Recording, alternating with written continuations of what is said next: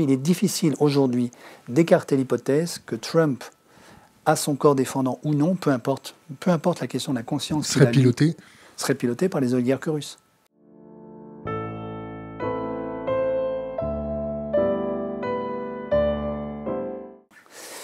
En fait, vous faites allusion à une enquête qui a été menée, qui vient d'être publiée par le consortium des des journalistes d'investigation, qui montre qu'il y a 5 ou 6 banques sur la planète qui ont organisé de manière extrêmement systématique, depuis une trentaine d'années maintenant, du blanchiment d'argent sale sur la totalité de la planète. Là-dedans, vous retrouvez HSBC, JP Morgan, Deutsche Bank, c'est ça qui m'intéresse le plus. Les montants sont colossaux, on parle de plus de 2000 milliards de dollars, hein. C'est l'équivalent, c'est la taille en gros c'est l'ordre de grandeur du PIB français. Bon. Moi, ce qui m'intéresse le plus dans cette affaire, c'est Deutsche Bank. Pourquoi ? Parce que ça fait des années que dans la sphère financière, beaucoup de gens soupçonnent Deutsche Bank de faire l'intermédiaire entre, par exemple, les oligarques russes et le monde occidental, sans que les autorités publiques allemandes n'aient jugé utile d'aller mettre leur nez là-dedans. Et donc, c'est quelque chose d'assez à la fois intéressant, surprenant et très dérangeant, parce que ça veut dire qu'au cœur même de la sphère financière, dans l'Union européenne, dans la zone euro, on a un acteur majeur qui s'appelle Deutsche Bank, qui est une des grandes banques systémiques de la zone euro, qui trafique avec les oligarques russes, qui fait du blanchiment d'argent sale depuis des années.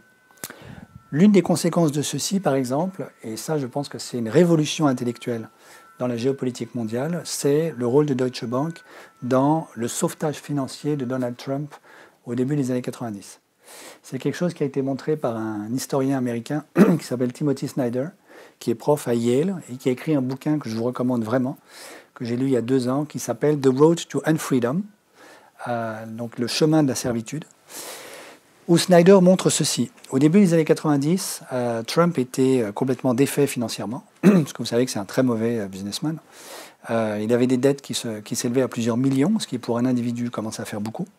Il était incapable de rembourser ses dettes. Et il y a quelqu'un qui a payé ses dettes pour lui. Ce quelqu'un, ce sont les oligarques russes, avec la médiation de Deutsche Bank. Tout ceci est parfaitement documenté par Snyder. Et donc la conséquence de ça, c'est qu'il est difficile aujourd'hui d'écarter l'hypothèse que Trump a son corps défendant ou non, peu importe la question de la conscience, serait piloté par les oligarques russes. Et donc maintenant, si vous avez cette clé de lecture... Un mot sur Poutine alors ?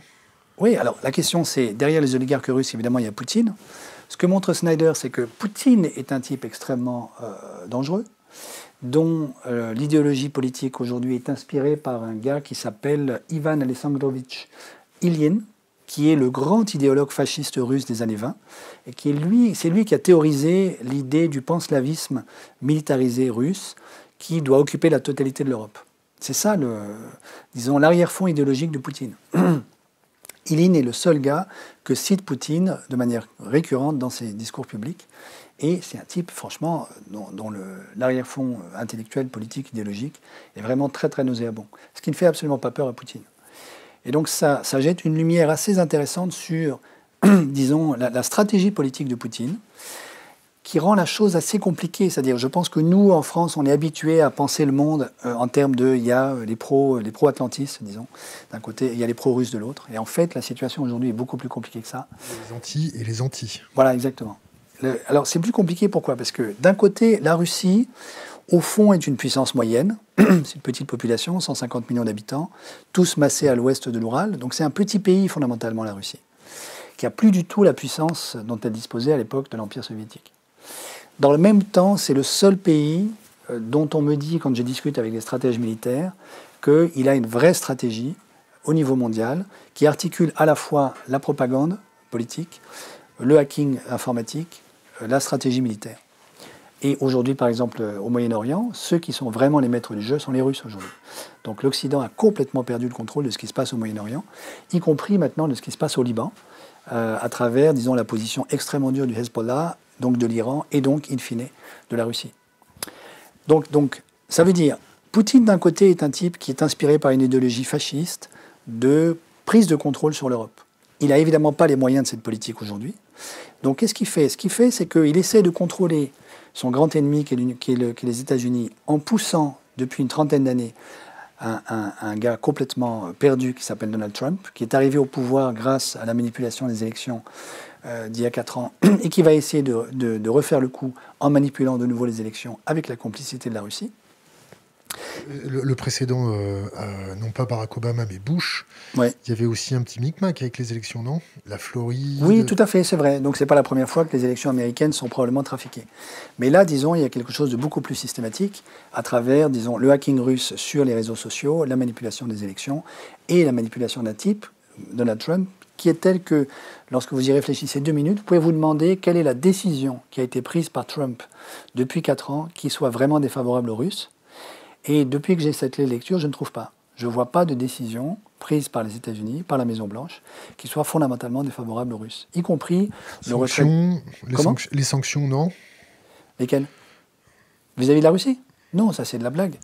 Le retrait de l'Ukraine, le retrait du Moyen-Orient, tout ça c'est absolument extrêmement bénéfique pour la Russie. Ça ouvre le territoire à la prise de pouvoir russe.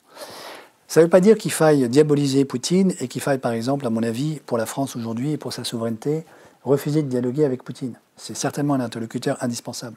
La question, c'est qu'il faut évidemment dialoguer avec Poutine de manière pragmatique, en étant parfaitement conscient de sa propre stratégie à lui, qui est d'un côté prendre le pouvoir sur le Moyen-Orient et de l'autre déstabiliser l'Union européenne, de manière à semer le chaos chez nous. Donc c'est la raison pour laquelle Poutine finance Salvini en Italie, finance Marine Le Pen en France, a soutenu à bout de bras la stratégie du Brexit de Boris Johnson, etc. Donc c'est ça aujourd'hui. Alors, on ne peut plus, à mon avis, penser la géopolitique mondiale depuis la France en termes complètement simplistes de Atlantis d'un côté, pro-russe de l'autre. Il faut penser à la fois des États-Unis qui sont en partie manipulés par la Russie, une Russie dont l'intérêt majeur aujourd'hui est de déstabiliser l'Union européenne, parce qu'elle n'a pas les moyens de faire plus, mais parce que ça, elle peut y contribuer, via, par exemple, la manipulation des réseaux sociaux et le soutien à un certain nombre de partis politiques qui veulent fondamentalement en finir avec l'Union européenne. Voilà. C'est ça qu'il faut réfléchir aujourd'hui. Et ça veut dire qu'on a repensé complètement la géopolitique française, parce que je ne suis pas sûr du tout qu'au Quai d'Orsay, on ait complètement intégré cette nouvelle donne.